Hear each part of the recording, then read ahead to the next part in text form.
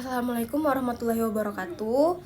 Halo, kenalin kami dari kelompok teori administrasi publik akan mempresentasikan hasil analisis kami mengenai lonjakan aktivitas di hari libur Hari Raya Idul Fitri di Kabupaten Agam. Sebelumnya, perkenalkan, saya Aisyah Zalia Fauzani dengan NIM 23042108. Halo, kenalin, aku Anissa Fitri dengan NIM 23042116. Jadi, dalam analisis kali ini kami mengambil fenomena kedua, yaitu lonjakan aktivitas yang terjadi di Kabupaten Agam, tepatnya di Kelok 44 dan juga di Danau Maninjau. Lanjut, lalu bagaimana sih latar belakang kenapa kami mengambil fenomena dua ini?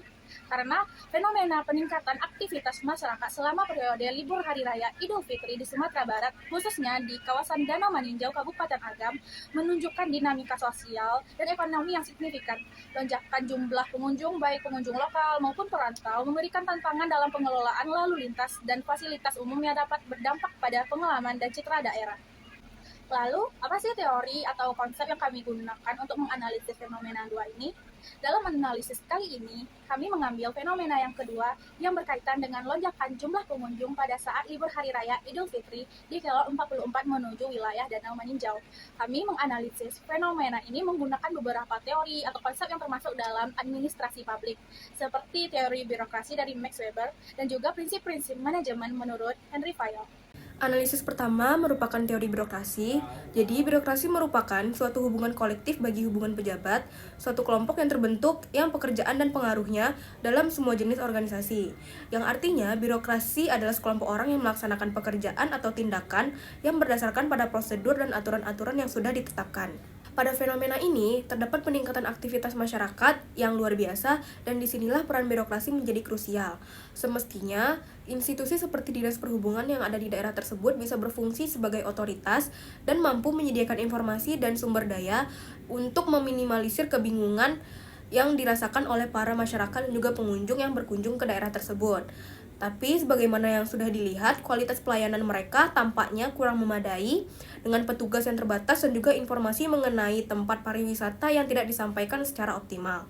Yang pertama, ada hierarki yang tidak jelas, jadi terlihat dari kurangnya koordinasi antara pemerintah kabupaten, kecamatan, dan juga nagari dalam penyampaian informasi wisata.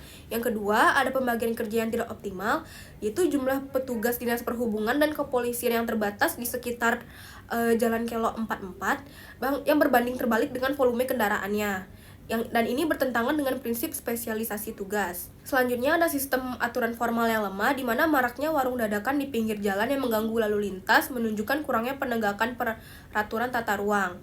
Dan yang terakhir ada rasionalitas sistem yang kurang, yaitu fasilitas umum seperti toilet dan tempat sampah yang tidak memadai, menunjukkan perencanaan yang tidak sesuai dengan rasio pengunjung. Selanjutnya, ada prinsip-prinsip manajemen. Kami mengambil 5 dari 14 prinsip-prinsip manajemen dari Henry Fayol. Yang pertama ada disiplin. Pedagang musiman yang berjualan di sembarang tempat menunjukkan pelanggaran disiplin tata ruang serta kurangnya penegakan aturan parkir dan juga kebersihan mencerminkan lemahnya sanksi administratif. Yang kedua, ada kesatuan komando. Terjadi dualisme komando antara pemerintah negari yang aktif di media sosial dengan pemerintah kabupaten yang kurang responsif. Yang ketiga, ada tata tertib. Tidak terpenuhinya prinsip tempat untuk segala sesuatu. Terlihat dari sampah yang berserakan di area wisata serta kekurangan tempat parkir yang memadai. Yang keempat, ada inisiatif. Pemerintah negari yang aktif menggunakan media sosial menunjukkan pelaksanaan prinsip ini, meski perlu ditingkatkan koordinasinya. Yang terakhir ada rantai skala. Terputusnya rantai komando terlihat dari informasi wisata yang tidak terupdate antara level pemerintah. Dari analisis fenomena tadi, solusi yang bisa diberikan adalah peran pemerintah dalam mempersiapkan dan mengelola infrastruktur serta fasilitas publik menjadi sangat penting, mengingat banyaknya kendaraan dan juga wisatawan yang kebingungan karena tidak mendapatkan informasi yang dibutuhkan, yang pada gilirannya mempengaruhi pengalaman wisata mereka. Ketidakpuasan ini menjadi cermin bahwa pengelolaan birokrasi perlu ditingkatkan untuk menyesuaikan dengan kebutuhan masyarakat, terutama dalam situasi puncak seperti saat libur lebaran. Selain itu, ada beberapa opsi atau rekomendasi perbaikan yang dapat diimplementasikan. Yang pertama itu penerapan sistem one-stop service untuk koordinasi lalu lintas. Setelah itu ada penambahan petugas lapangan selama musim libur lebaran sesuai dengan rasio pengunjung. Sosialisasi standar harga dan pembuatan zona khusus pedagang, serta peningkatan kapasitas SDM melalui pelatihan manajemen keramaian. Baiklah, dari semua yang telah kita sampaikan tadi, kami dapat menarik kesimpulan lonjakan aktivitas masyarakat selama libur Hari Raya Idul Fitri di Kabupaten Agam menunjukkan potensi pariwisata yang besar, namun juga menghadapi berbagai tantangan dalam pengelolaan lalu lintas dan fasilitas umum. Dengan perbaikan dalam pengaturan dan penyediaan fasilitas, pengalaman wisata dapat ditingkatkan, memberikan manfaat bagi masyarakat dan perekonomian lokal.